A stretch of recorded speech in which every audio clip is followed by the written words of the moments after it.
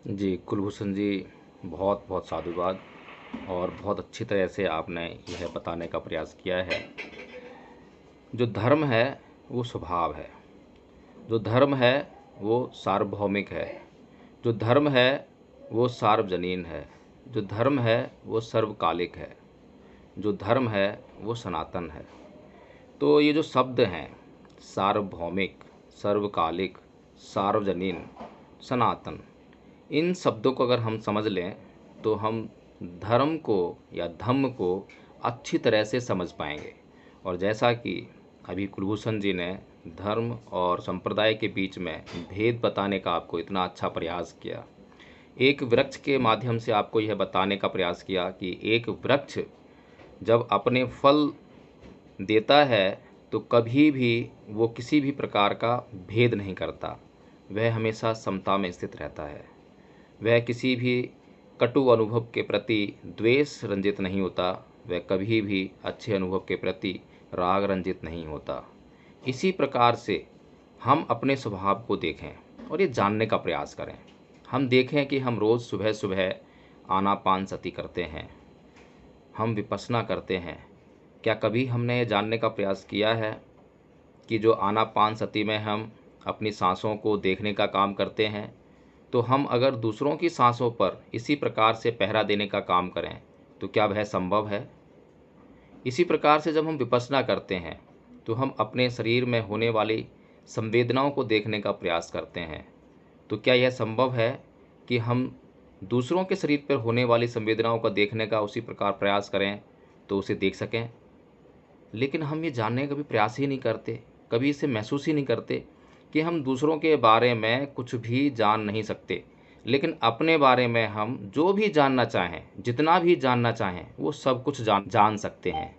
लेकिन समस्या ये है कि हमारी पूरी ज़िंदगी केवल और केवल दूसरों को ही जानने में निकल जाती है और अपने को तो जानने का बिल्कुल प्रयास ही नहीं करते हैं।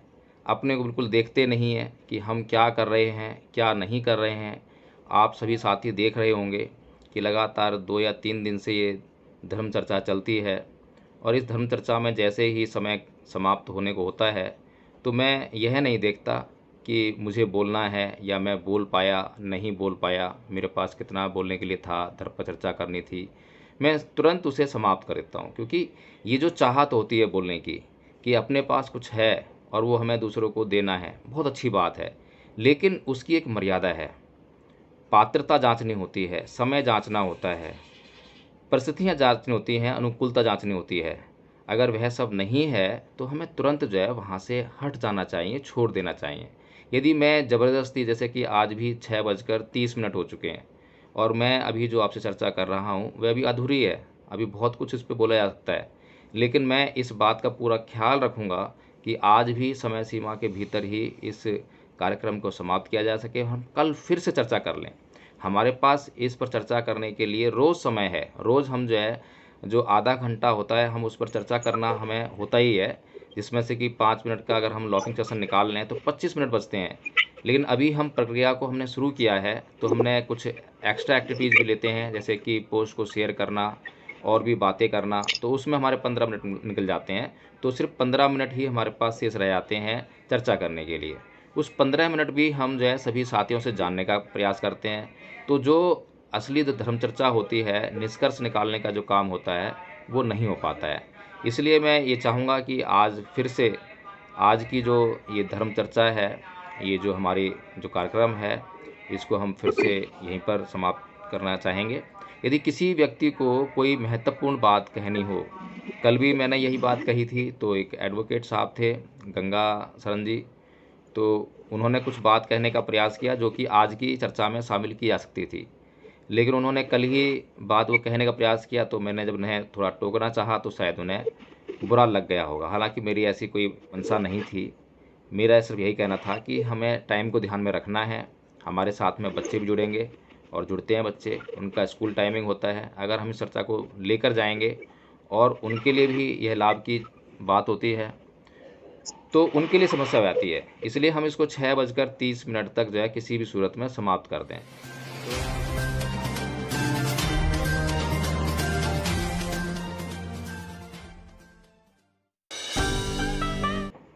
जब ठीक हम है। सभी का रोज़ इन बातों से सरोकार रहता है, हम रोज़ किसी न किसी के मुंह से धर्म का शब्द सुनते हैं, टीवी पर देखते हैं, अखबारों में पढ़ते हैं, किताबों में पढ़ते हैं, तो धर्म पर तो जो है ऐसा नहीं हो सकता कि हमारे पास कुछ भी बोलने के लिए ना हो।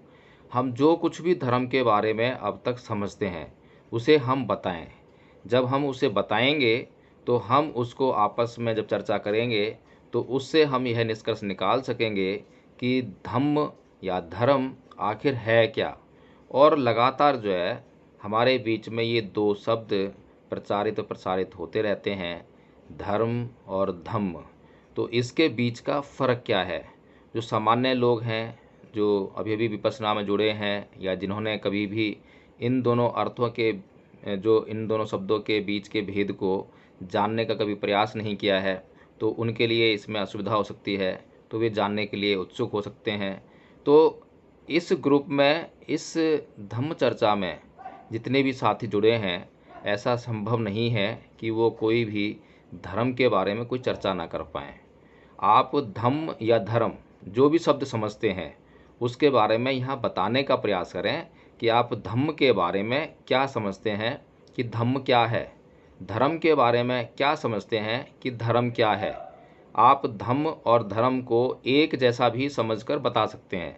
आप अपने से बताएं कि आप उसके बारे में क्या समझते हैं, ताकि हम उसको समझ पाएं कि आप क्या समझ रहे हैं और जो हम समझ रहे हैं उसको आपको बता पाएं। यही यहाँ पर प्रयास है और इसी प्रयास की सार्थकता को सिद्ध करने के लिए यहाँ पर हम लोग जो हैं ये 15-20 मिनट हमें मिलते हैं धर्म चर्चा के लिए। इसमें हम ये प्रयास करते हैं कि हम सब लोग एक समान रूप से धम्म और धर्म के बारे में जान जाएं। जितनी भी टर्म्स हम यूज करते हैं उनको हम एक रूप होकर परिभाषित कर सकें, एक रूप होकर जान जाएं। तो उमेश जी, मुझे उम्मीद है कि आपको भी कुछ ना कुछ धर्म के बारे में जानकारी होगी। जो भी जानकारी है वो बताएं, इस बात की परवाह करिए बगैर बताएं कि इसका जो है दूसरे लोगों पर क्या प्रभाव होगा या वो आपके बारे में क्या कहेंगे। इस बात से बिल्कुल घबराना नहीं है, जो हमें पता है हम वो बताएं। हमारी जो शक्ल है, अब हमारी जो शक्ल है, हमारा जो आवरण है, हम उसी को दिखा सकते हैं, बता सकते हैं। हम छुपा कह सकते हैं, छुपाने से जो है वह छुप नहीं पाएगा। हम जब समाज में विचरण करेंगे तो हम जैसे हैं वैसे ही दिखाई देंगे, यही सत्य है। तो हमें अपने सत्य के साथ में चलना है और जो सत्य नहीं है, जो असत्य है, उसको समझना है और सत्य को ढूंढना है। तो उमेश जी, जो भी आप समझते हैं वो बताएं कृपया करके। सर, सभी को मेरा जय भीम, जय भारत। जय भीम। मैं कुलभूषण। सर, जी मैं थोड़ा कुलभूषण जी। धर्म के ऊपर 1 मिनट में चर्चा करूं सर? बिल्कुल बिल्कुल, आमंत्रित हैं आप। धन्यवाद सर। देखिए, जो धर्म है, धर्म आज धर्म के नाम पे इतने रोड़े जो भी हो रहा है, जिसको आज हम धर्म मान बैठे हैं, असल में वो धर्म नहीं है। आज से हजारों साल पहले धर्म की परिभाषा कुछ और थी। धर्म, पहले तो धर्म समझे क्या था। जैसे जो धर्म होता है वो कभी बदलता नहीं। आज से हजारों साल पहले भी वही था, आज भी वही है और हजारों साल बाद भी वही होगा। एक हम किसी वृक्ष, फलदार वृक्ष पे बीज को अगर हम उर्वरक जगह में गिरेंगे, उपजाऊ जमीन में गिरेंगे, तो उसको अगर सुचारू रूप से खाद धीरे वृक्ष बन जाएगा। वृक्ष बन के वो फल भी देगा, छाया भी देगा और अंत में लकड़ी भी देगा। जिस किसी को फल देगा, जो वहां पर जो वहां से उससे फल तोड़ेगा या उसकी छाया का लाभ लेगा, वो वृक्ष बिना किसी भेदभाव के वो सबको एक जैसी, मतलब फल भी देगा, हर चीज से उसके उसको छाया भी देगा और अंत में लकड़ी भी देगा। वो किसी से, स्त्री है, पुरुष है, कोई भी है, वो सबको बिना किसी भेदभाव के अपना लाभ देगा। ये प्रक्रिया आज से हजारों साल पहले भी थी, आज भी है और आज के बाद भी रहेगी, हजारों साल तक रहेगी। इसके बाद एक मनुष्य का स्वभाव, जब हमारे साथ कोई अप्रिय घटना घटती है तो हम क्रोधित हो जाते हैं, हम अपने अंदर द्वेष जगाते हैं। या कोई प्रिय घटना घटती है, मनचाही घटना घटती है तो हम अपने अंदर ईर्ष्या जगाते हैं। ये प्रक्रिया आज से हजारों साल पहले भी थी, आज भी है और आज से हजारों साल बाद भी रहेगी। मतलब कि वो चीज जो आज भी है, आज के बाद भी रहेगी और सबको बराबर रहेगी, वो धर्म है। जिसको आज हम धर्म मानते हैं वो तो संप्रदाय है, और ये जो धर्म की परिभाषा मैंने बताई वो सबके लिए है।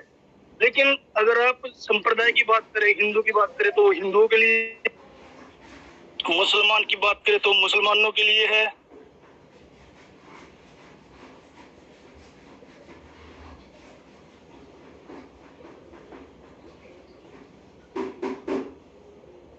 जिस धर्म की बात करते हैं, चाहे वो हिंदू हो चाहे मुस्लिम, कुछ भी, वो धर्म ना होकर